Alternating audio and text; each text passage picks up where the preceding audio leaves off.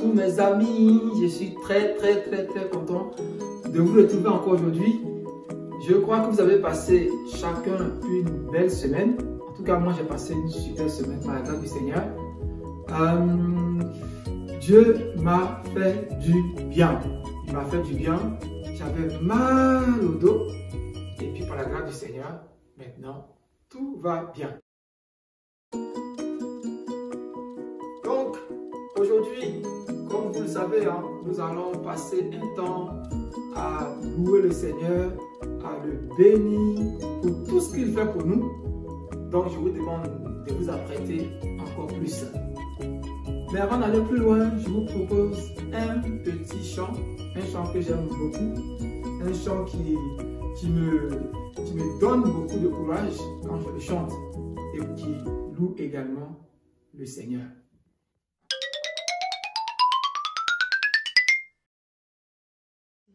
En un clin d'œil, nous partirons tous en un clin d'œil. La trompette sonnera et les morts ressusciteront.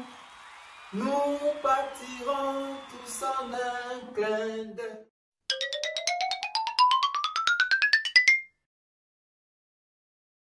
Alléluia, gloire au Seigneur. Nous partirons tous en un clin d'œil.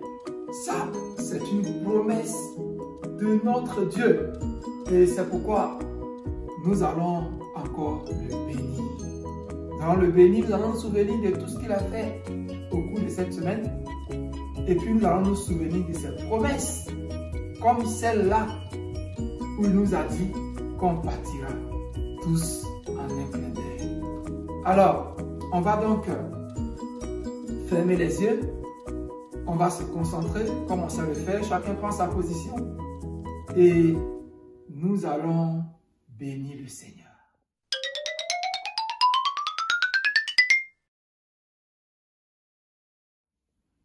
Seigneur Jésus-Christ, nous voulons ce matin te dire notre joie. Nous sommes heureux de nous retrouver dans ta présence. Merci parce que c'est toi qui nous as attirés ici.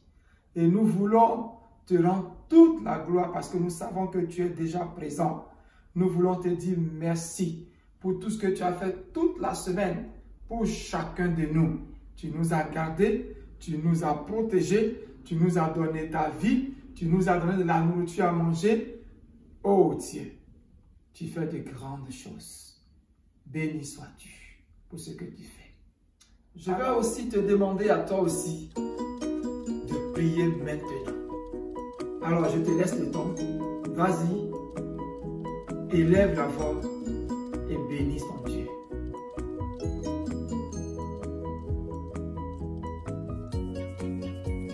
Merci Seigneur. Gloire à toi. Parce que tu entends la prière de ta fille. Tu entends la prière de ton fils. Merci Seigneur.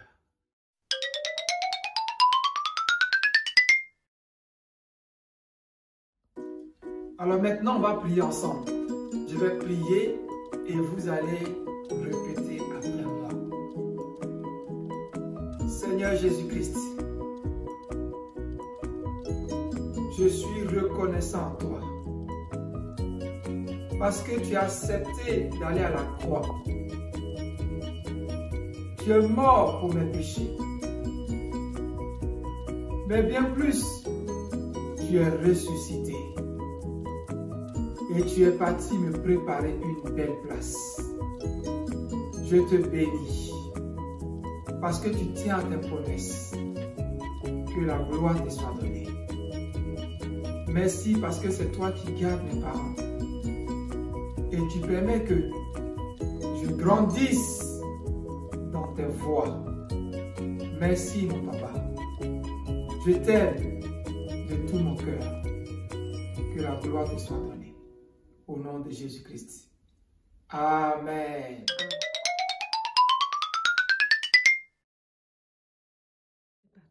Non, non, non, jamais ne passera. La parole de Dieu jamais ne passera. Non, non, non, non, non, jamais ne passera. La parole de Dieu jamais ne passera. Alléluia.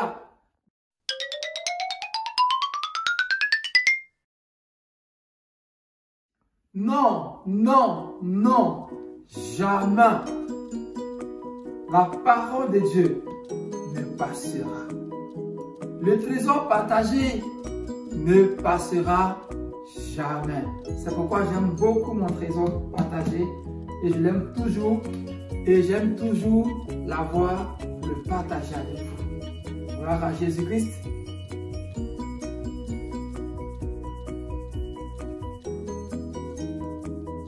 Nous allons ce matin vous inviter à prendre vos Bibles et nous allons lire ensemble une histoire que Jésus-Christ a racontée.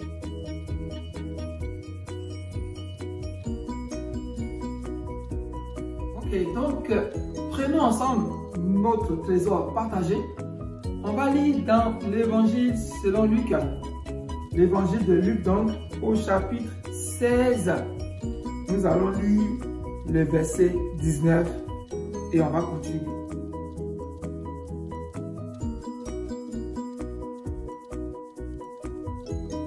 Alors, Jésus raconte cette histoire.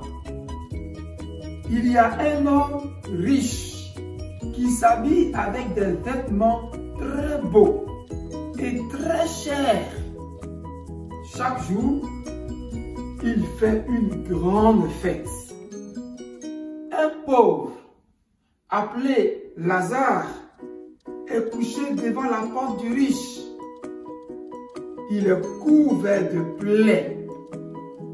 Il a très envie de manger ce qui tombe de la table du riche. Mais ce sont plutôt les chiens qui viennent lécher ses plaies. Un jour, le pauvre meurt. Les anges l'emportent auprès d'Abraham. Le riche meurt aussi et on l'enterre. Donc, voici nos textes qu'on vient de lire dans Luc chapitre 16, verset 19 à 22.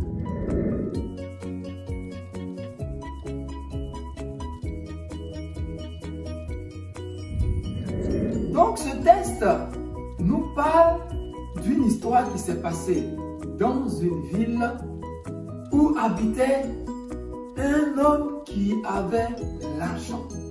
Il était riche. Il avait de belles voitures. Il avait une belle maison. Un beau pavillon.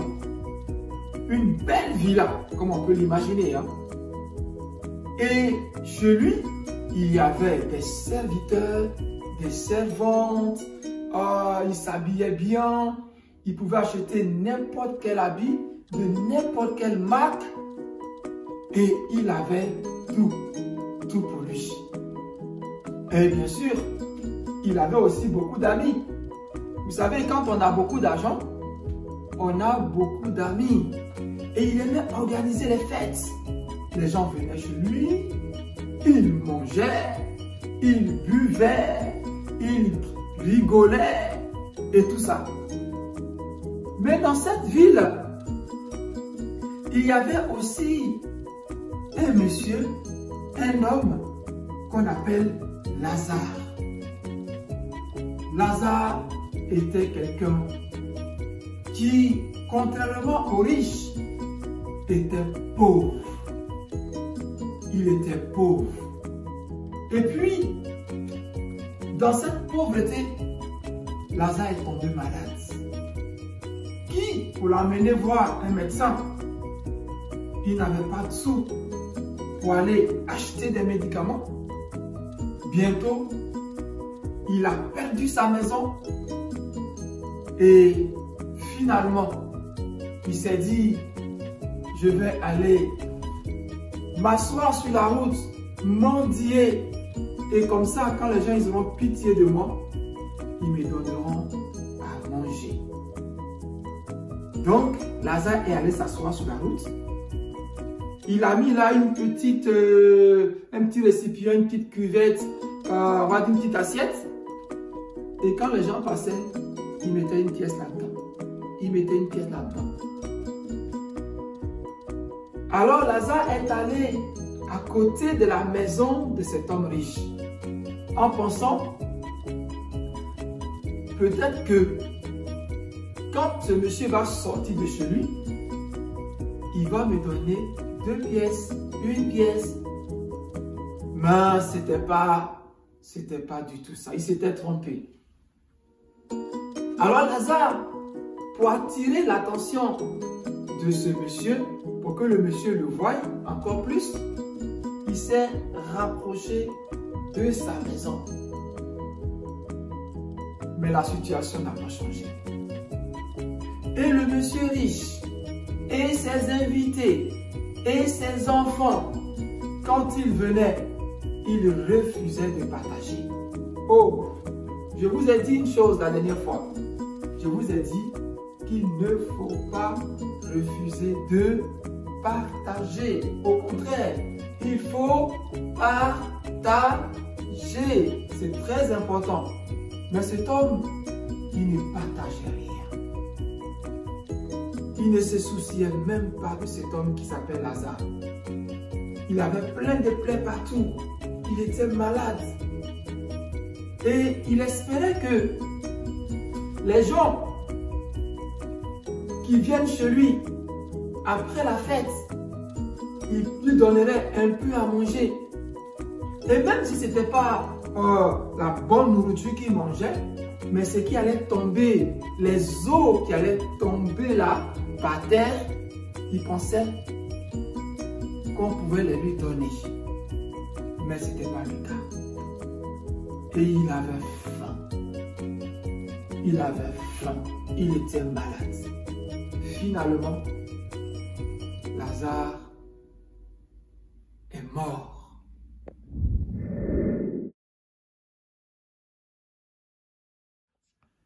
Lazare est mort. Mais Lazare, c'est un homme exceptionnel. Malgré le fait qu'il soit pauvre, Lazare n'avait aucune haine dans son cœur pour quelqu'un de sa famille, pour les gens qui passaient, qu'on lui donne de l'argent ou pas. Lazare n'avait jamais eu de haine, de colère dans son cœur pour cet homme riche qui le méprisait. Parce que pour l'homme riche, Lazare c'était comme de la poubelle. C'était comme de la poubelle. Et même quand il est mort, il n'a même pas su qu'il y a quelqu'un à côté de sa maison qui ne vivait plus. Mais chose extraordinaire, le jour où Lazare est mort, l'instant où Lazare a cessé de respirer, il s'est passé quelque chose d'extraordinaire.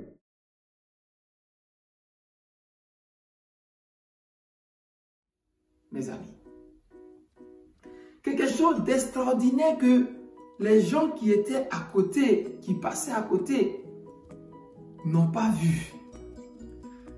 Parce que c'est invisible. Qu'est-ce qui s'est passé? Le jour, la minute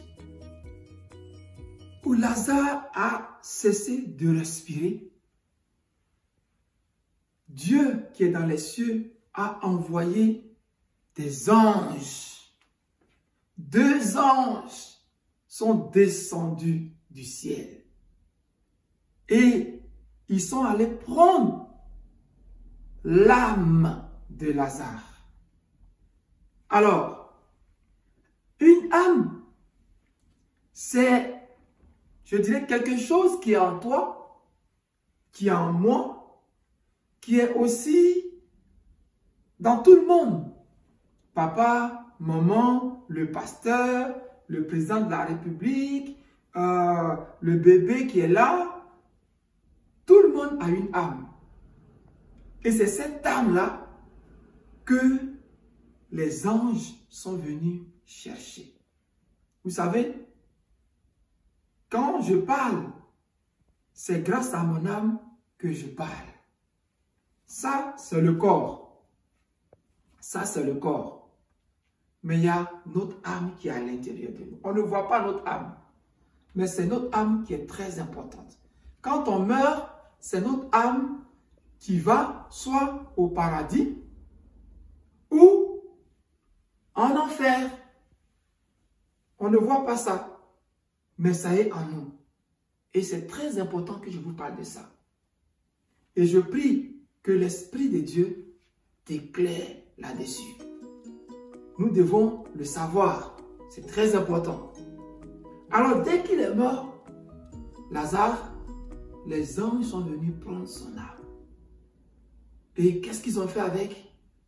Ils sont allés au paradis.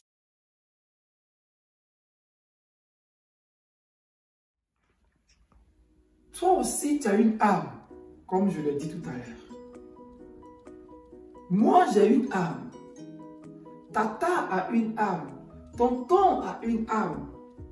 Et notre âme est très, très, très importante. Dieu sait ce que mon âme fait. Dieu sait si mon âme est dans la tristesse, parce que quand tu es triste, par exemple, en fait, c'est ton âme qui est triste. Quand tu es en joie, en fait, c'est ton âme qui est en joie. Quand tu es en colère, quand je suis en colère, c'est mon âme qui est en colère. Et après, ça sort, ça se voit à l'extérieur. Est-ce que tu vois? Donc Dieu sait ton âme. Il connaît ton âme. Il connaît mon âme. Et quand je pêche, c'est mon âme qui m'amène à pécher. Donc mon âme peut être sale. Alors Jésus, par son sang, il va venir nous purifier. C'est très important. Nous devons prendre soin de notre âme par la parole de Dieu. Ton âme est précieuse. Alors, quand Lazare est mort, je le disais, les anges sont venus prendre son âme. Ils sont allés au ciel avec son âme. Et après, le riche aussi, quelques temps après, le riche aussi est mort.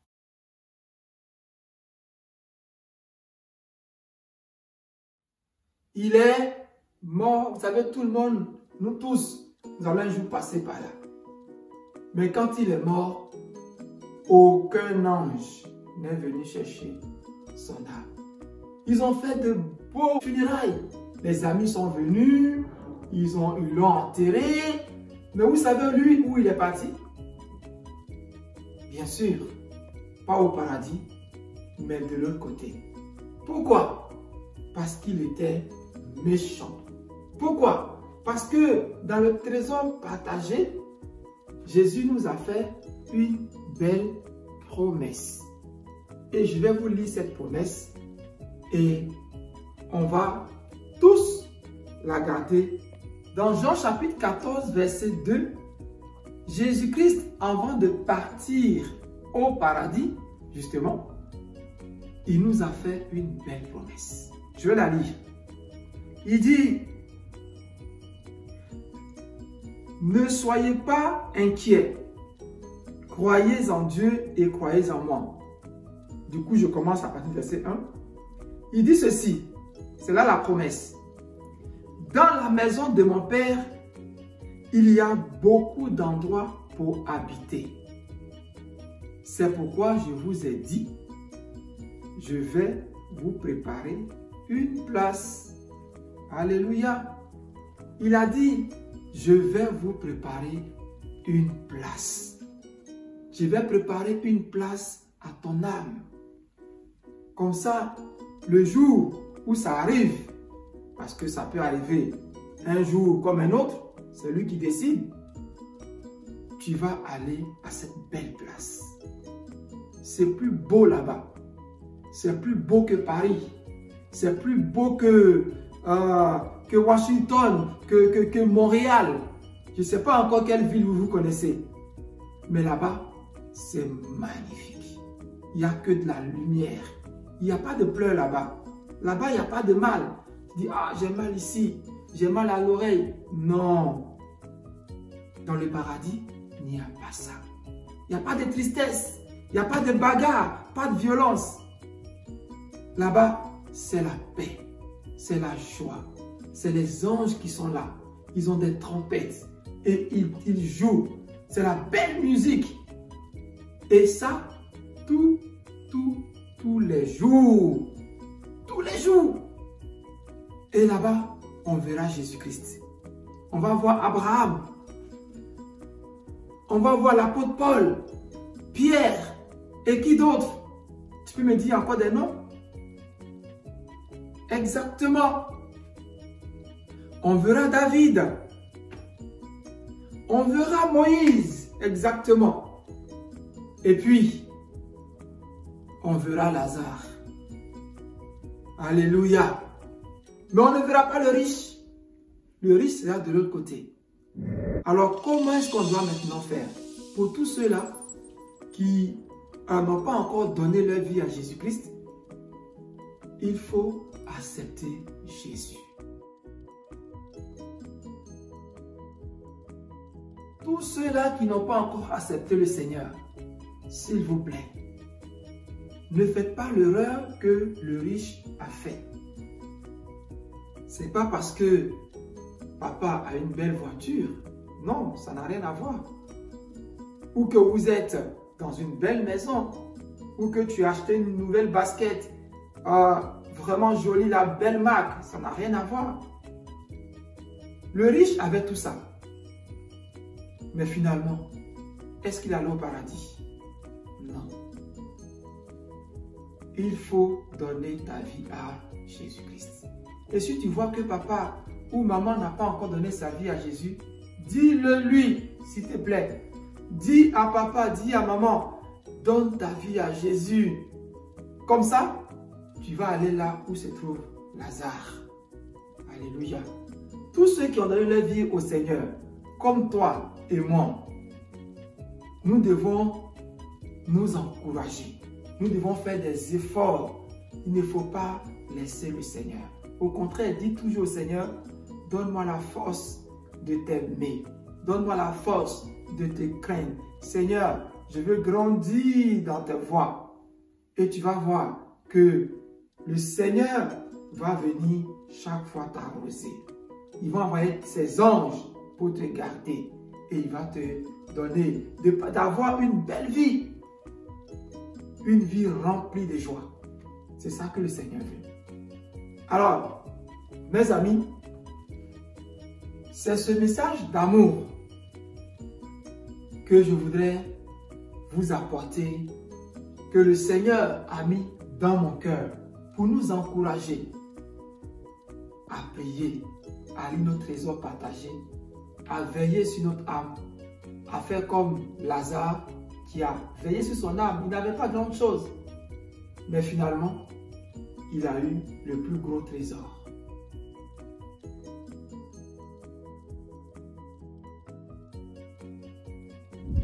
Alors, mes amis, que la grâce de celui-là qui a fait le paradis, le ciel, et qui nous aime tant, et qui veut nous voir heureux chaque jour, en bonne santé chaque jour, que sa grâce soit sur vous toute cette semaine. Je prie au nom de Jésus-Christ que ceux-là qui n'ont pas encore donné leur vie au Seigneur, tu es là, tu m'entends. Je vais prier pour toi, s'il te plaît. Je vais prier pour toi. Répète après moi. Seigneur du ciel, Seigneur Jésus, toi qui es mort sur la croix pour moi, pour sauver mon âme. Me voici. Je veux me donner à toi. Voici mon cœur. Merci Seigneur, parce que tu m'acceptes. Au nom de Jésus. Amen. Je vais prier maintenant pour tous ceux-là qui ont déjà accepté Jésus. Père, merci pour tes enfants. Que ta main soit sur chacun d'eux. Quand ils dorment, tes anges sont là. Quand ils marchent, tes anges sont là. Quand ils courent dans la cour de récréation, Yahweh, tes yeux sont sur eux. Je te bénis pour ta fidélité. Et je prie que cette semaine soit encore excellente. Qu'ils soient tous couverts de ton précieux sang. Que tous tes enfants bénéficient de ton sang. Au nom de Jésus. Amen.